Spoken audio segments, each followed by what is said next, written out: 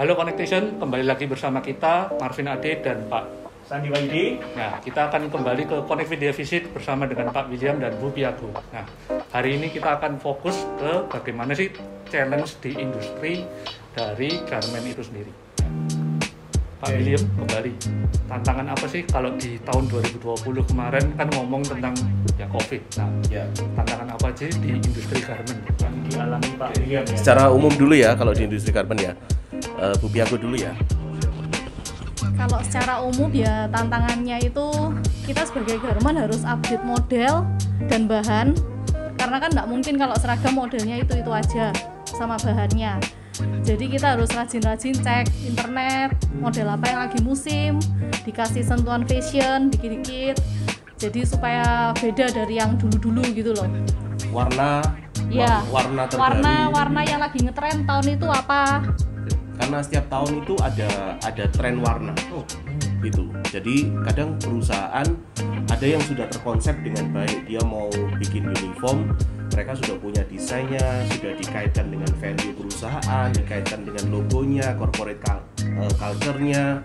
Tetapi ada perusahaan yang kadang masih raw, masih agak mentah gitu, belum terlalu well prepared. Nah seperti itu kan perlu discuss dengan kita, Perlu dibimbing. perlu ada masukan-masukan, dan mereka pasti akan tanya tren warna sekarang apa yang lagi ngetren, kemudian desain-desain yang kekinian seperti gimana. Nah kita harus sesuaikan dengan nilai-nilai culture dari mereka, value dari mereka seperti apa, kemudian goal yang kepingin dicapai apa. Nah, kemudian selain bahan, desain juga, sentuhan fashion. Jadi seragam itu bukan hanya seragam yang biasa dipakai, tetapi kita perhatikan mulai dari patternnya. Apa sih bedanya kaos yang dijual harga biasa, harga murah, sama ada kaos yang satu biji harganya 3,5 juta, 4 juta. Bedanya di mana? Selain di bahan, di pattern pakainya. Nah, kita pelajarin seperti itu. Kemudian selain itu uniqueness dari bahan. Kalau bahan, semua garment konveksi menawarkan bahan yang sama, nggak ada bedanya dong. Kita mesti offering ada bahan-bahan tertentu yang berbeda, ada kelebihan dari bahan itu. Kemudian challenge lagi kalau di internal, kita terakhir ini memang 5 tahun terakhir kita menghadapi challenge regenerasi untuk tim produksi, tim penjahit terutama. Itu sulit sekali, apalagi kalau daerah produksi Surabaya ya. Kan kami tidak ada daerah produksi di luar Surabaya, semua di Surabaya. Regenerasi penjahit ini yang sulit sekali, karena anak-anak muda sekarang yang meskipun mereka lulusan dari tata busana, mereka jarang sekali yang berminat menjadi penjahit. Even Pak, income-nya penjahit itu nggak kalah loh. Nggak kalah dengan UMR Surabaya lewat. Lewat. Tapi mungkin karena ini Pak William ya, gengsinya kali ya Pak ya. Betul. Profesi jadi penjahit gitu ya Pak ya. Jadi Mungkin mereka suka yang dalam mall gitu kali masuk ya. ke mall, ya. Lebih gaya gitu. Kemudian kemudahan bikin toko online. Mereka tinggal jepret pasang toko online, karena kan di kota besar ini internet lebih mudah didapat ya. Itu sih Pak, itu challenge buat kami yang di internal, dan memang ada beberapa program yang kami bikin untuk bisa mengatasi yang regenerasi itu. Ya saat ini mulai terlihat, mulai ada beberapa regenerasi dari yang penjahit-penjahit muda mulai kelihatan sih Pak. Kami menumbuhkan dari bawah. Kalau secara ini Pak, marketing saat COVID kemarin, mungkin teman-teman Connectivity kepingin tahu juga ya Pak ya. Yang pasti industri juga kan kena efek pandemi juga. Kira-kira di Hosa ID ini apakah ada efeknya juga Pak terkait market yang ada kemarin sejak pandemi Pak? Oke. Kita terdampak pasti ya. Pasti terdampak, itu mulai kerasa di bulan Maret April ya. Tahun lalu. Karena beberapa klien, cukup banyak klien kami itu di hotel, kemudian industri F&B yang ada di dalam mall. Nah bagaimana mallnya tutup Pak? Hotel-hotel nggak ada yang traveling. Tetapi kami berusaha memposisikan kalau kami jadi mereka juga berusaha survive bisnisnya. Masa mau ganti seragam, harus survive bisnis dulu. Bahkan beberapa ada yang sudah turun PO ke kami sudah beli bahan, maka kita harus punya empati juga. Akhirnya kami pending, mana yang bisa kami pending, kami harus segera switch. Saat itu kami masuk ke masker kain, dan kami sudah langsung masuk ke, saya berpikir gini Pak, kan meskipun COVID nih, apapun yang terjadi kan, duitnya kan tetap ada, cuman tinggal duitnya ini pindah kemana? Pindah ke area yang kesehatan. Berarti kita harus fokus masuk ke sana, hospital.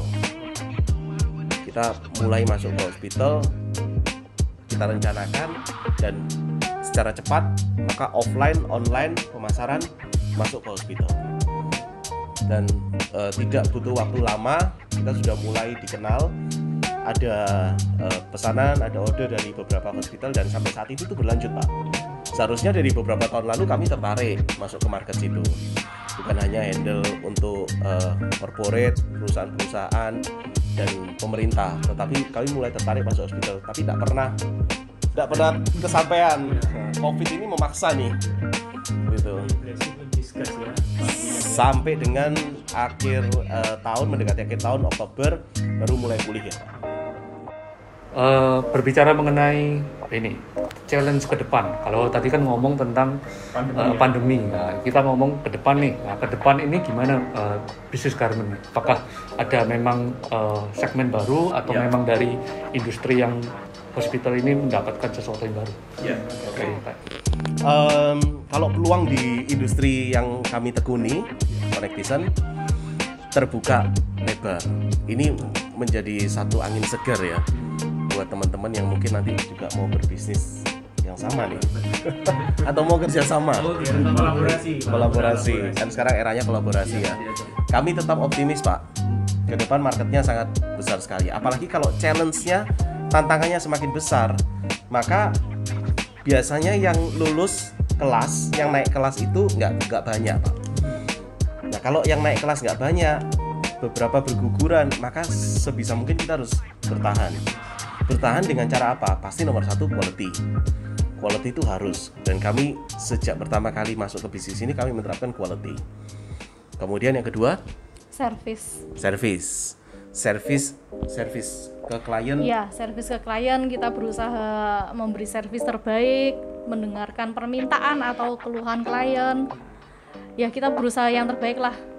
Kemudian bahkan kami ada sampai kasih garansi jahitan selama 1 tahun 12 bulan. Jadi kalau ada yang lepas jahitan boleh kembali, kami bantu jahitkan. Kemudian kami berusaha memberikan solusi Pak ke klien. Dan yang pasti kalau sepanjang kita bisa mengerti, memahami klien kita, maka kita bisa berikan deliver yang terbaik buat mereka.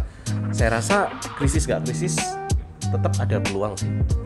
Oke, Connectizen, kita dengar bersama ya bagaimana survival strategi yang dilakukan Pak William dan istri ya.